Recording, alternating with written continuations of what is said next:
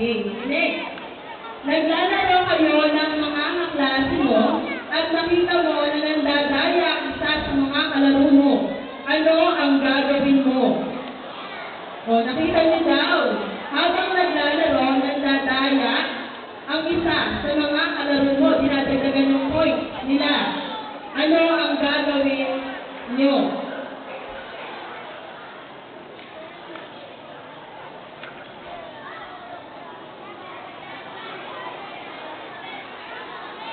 Ate, excuse me.